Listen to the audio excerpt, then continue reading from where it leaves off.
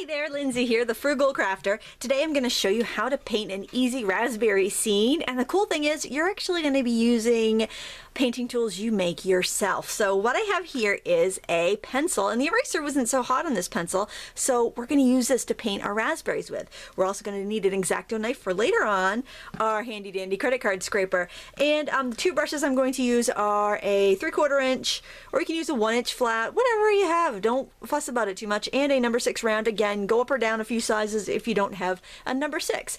Use what you have.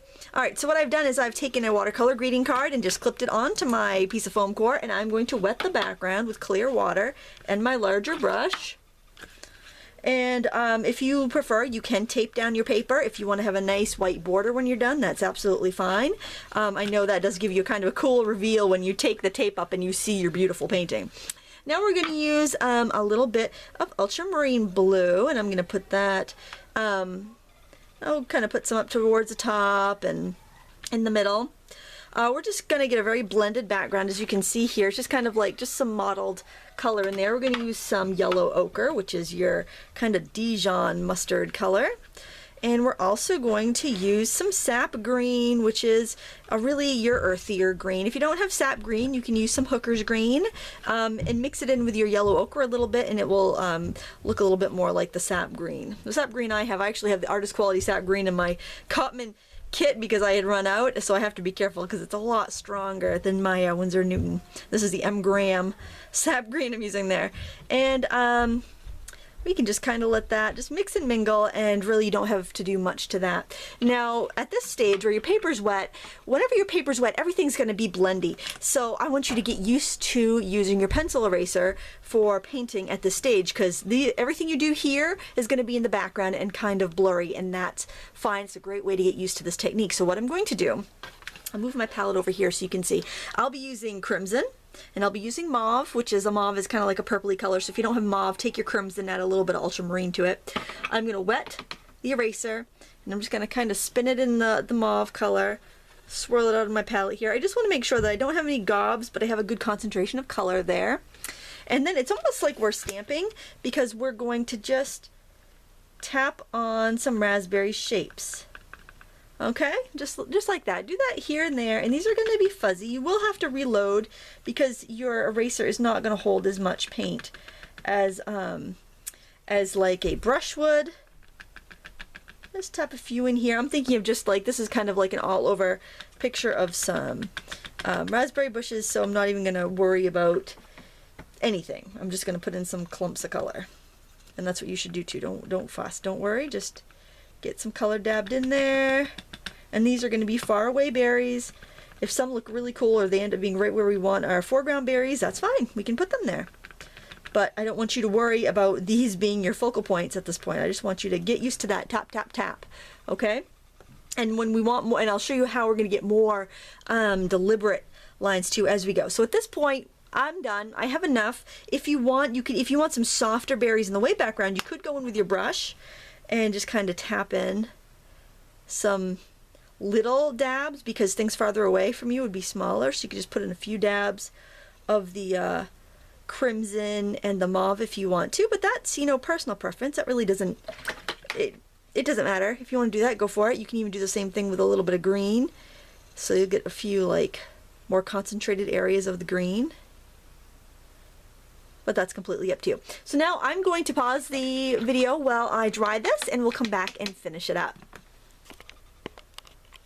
Alright, the paper's dry, and now what I want to do is take my round brush, and I'm going to use a little bit of burnt umber. I know I usually use burnt sienna, but I want kind of a more neutral brown, and I am just going to make a branch. Whoop, that's alright. You have a little wiggle in there, that's alright.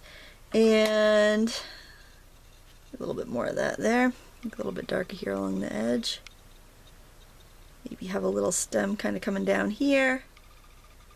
And I'm going to add a little bit of the sap green right into that. And that will give us kind of a place for us to have our raspberries. I can put another little one over here like I did on the other painting that I showed you at the beginning of the video. I was inspired this morning. I went to pick up my son from week-long Boy Scout camp. He's back home now, and there was raspberry bushes kind of out where I parked, and I was like, oh wow, the raspberries are in season. I gotta do a painting of those. All right, so we're gonna do the same thing with our pencil, and this time, because we already got the kinks out, we've already, you know, practiced this technique, so we don't have to worry about it. This time you're gonna stamp. You're gonna stamp and give it a little twist.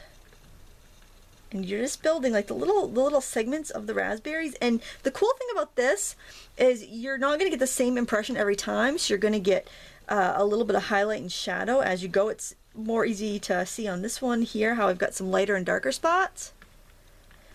So just kind of build it. You can stamp it like a rubber stamp. You can twist it. Just depends on the look you want. And I recommend changing it up a little bit each time so that you get a little bit of a different look. You'll get, if you have more water on your eraser, it's going to be more solid color. If you have less, you're going to get more of like a highlight and a shadow. Don't worry, we're going to put a high highlight on these afterwards. So if you have some like that are completely solid, don't worry about it. We're going to deal with that. Just get used to this technique because I think it's something that you'll find very useful. You can even do this with acrylics. In fact, that's where I first did this technique, was with I should show you my brush box as raspberries. I will do that. Don't let me forget to grab that brush box before I'm done here, and I'll show you that. And I want to put, I want this sucker just loaded with raspberries. I love raspberries. I'm just going to put on a few more here. Let's do some over here on this branch. And so these blurry ones in the background are going to help make our picture believable, because we're going to, oh yeah, that is just a loaded raspberry bush, because we can see all those berries in the back. So you can use this technique for blackberries, any sort of berries that would have that sort of segmented look. You could, if you were painting, like say you did a still life and you had a sliced open pomegranate, you could use the same technique to get the pomegranate seeds. So keep that in mind. File these techniques away, so that when you are painting something else, you'd be like, well, I want to look kind of like that. Then you can say, oh yeah, the raspberries. That's how I'll get that. That's how I'll get that look on this picture. All these techniques build your visual vocabulary. So just keep that in mind. Anytime you're getting ready to do a painting and you're looking for a certain effect, remember all the techniques you've learned, because they build on your experience and on your know-how. All right, so now what I want to do is paint on some leaves, and it will give an opportunity for these berries to dry. So what I'm going to use is a round brush, and raspberry leaves are kind of, they're ovals, but they're jagged ovals, kind of similar to roses. And what I'm going to do, you can see that, can't you? I am going to just kind of, well, you know what, I can even draw on an oval for you so you can see. And then I'm going to just tap on my color. It's very watery because I want to be able to control, and I like to move my painting around as I go. And I think I'm going to add in some yellow ochre. I like to repeat the colors I've been using. Then maybe throw in a little bit more sap green towards the edge so I get a nice, I like that kind of gradient color. And then with my handy dandy credit card scraper, which is my favorite tool, which I don't think I could buy a tool that was more useful, I'm going to scrape in my veins. And I find that with these jagged petals, if I start at the edge and scrape in, I like the way it looks a little bit better. So if I tip that to the light, I think you can see the veins on there. So what we're going to do is make some more leaves. And you can, we'll start with an oval just to make it easier for you to see. Just so you can kind of get an idea, you're closer, the leaves that are closer to you will be a little bit more bright and vibrant, and you can have some more faded ones that are kind of in the background. This is, we want to give the impression that it's very full of leaves, but when you give the impression of something, you don't have everything painted super realistically. You have some things in detail and in focus, and some things are not.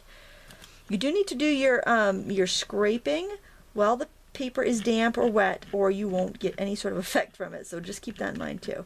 And this works because we are damaging the paper slightly and getting that effect. And put another one. Maybe put a group of 3 over here. So I'll start just by, I'll put in my 3 ovals. Let me put that one out a little bit deeper. These are pretty liftable colors, so I'm not going to worry about that too much. I could even just wash over them with water if I wanted to make sure I didn't have a really hard edge. And I'm going to go back in with a sap green on the edges and do my dabbing so I have those nice zigzaggy edges. And I like to move it again, you know, make sure you're comfortable when you're working. That's why instead of taping my paper down to my table, I like to use a little lightweight board so I can move it when I want. That makes it so much easier. And this foam core is very rigid and very lightweight, so I find it extremely easy to work with. I want to make sure I don't lose my ability to get my lines in, so I'm doing that right off the bat too. And I think we probably have enough detailed leaves here now that if we want to throw a few in the background to be kind of hazy, we can do that as well. In fact, we could probably, if you want to even try this technique with a flat brush, you could. Here's one. I could do a little side loading if I want. I could just take a wet flat brush, just wet the edge with paint, and I could just kind of throw in little leaves in the background that way too. So it's just another way to skin the cat. But this is kind of, since it's a bigger brush, it helps you be a little bit more vague, I think, helps you be a little bit less defined and makes it look a little bit more soft and natural.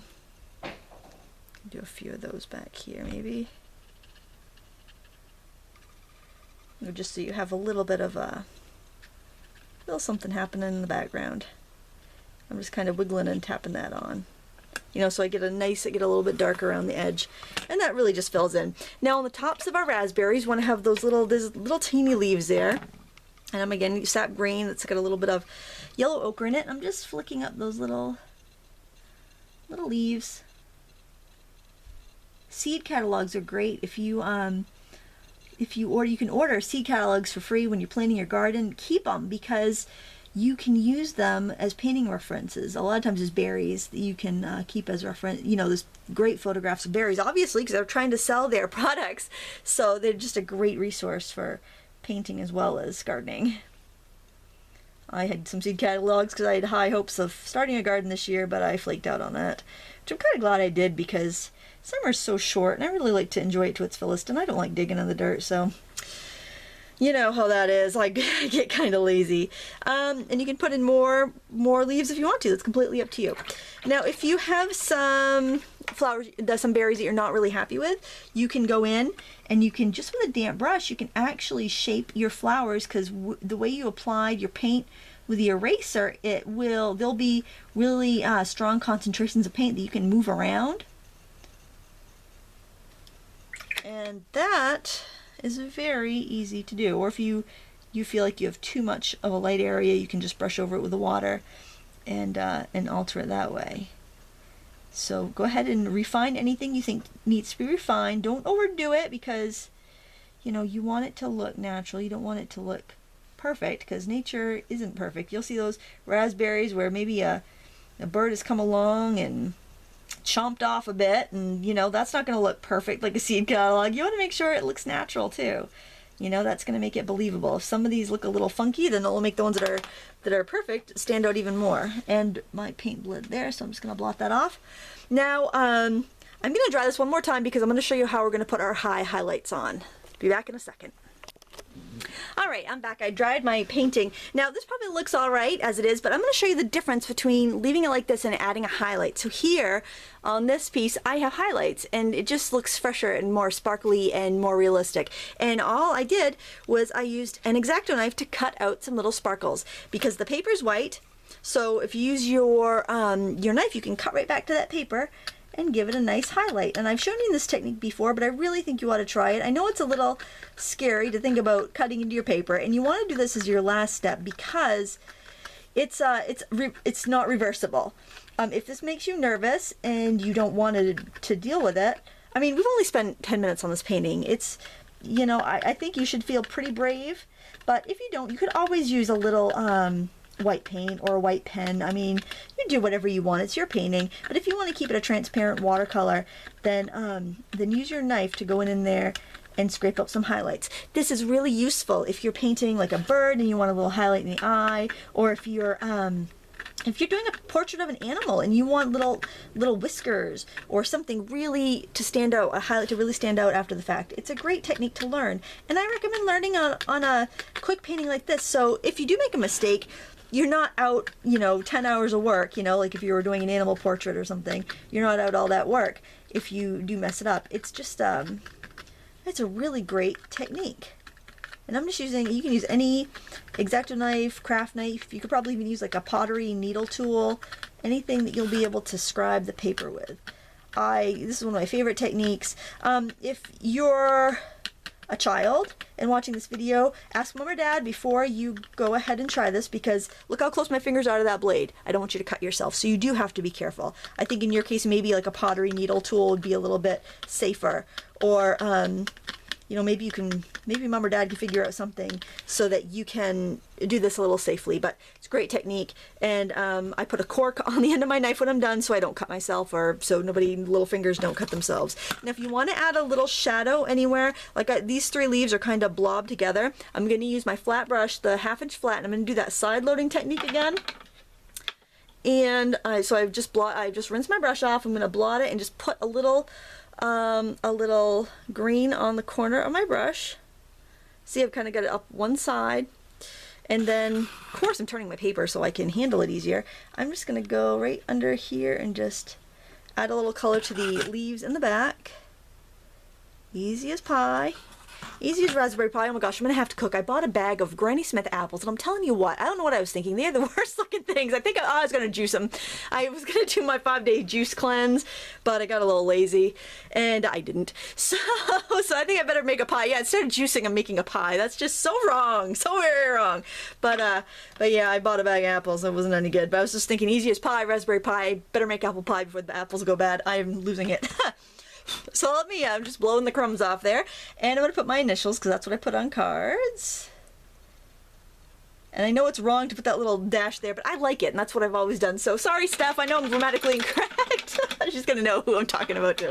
Oh, and I wanted to show you my brush box before I left. So this is my acrylic. This is where I keep my acrylic. Let me zoom out. This is where I keep my acrylic paints. It's on my shelf. It's a nifty little box here, and I put toilet paper rolls there. It's like, you know what it is? It's for picnics, and it's for your silverware and your napkins. And but I put my brushes in it. But I put some toilet paper rolls in here to keep them from all falling over. But what I did was the same exact technique, but I used acrylic paint. I didn't add any highlights, and I just twisted it on there, and I made those little vines of raspberries. And you know, not gonna win any awards, but I think it's awfully cute, and it certainly brightens up my studio. So I hope I shared some tips with you today that will get you painting. If you have any questions, please leave a comment. Oh, and I want to let you know, on my blog, I'll put a link below, I put a new page up that's just for requests. So if you have a request that you would like me to do, a painting tutorial, whatever it might be, you can leave it there, and that's gonna help me hopefully keep all my requests in one spot so I don't forget to do them or lose a little post-it notes I stick them on. So there you have it, how to paint raspberries in watercolor. If you like this video, please give me a thumbs up. I do appreciate it. Subscribe and share it with your friends on your Facebook, Twitter, Pinterest, wherever you share stuff online. Thank you so much for watching. Until next time, happy crafting.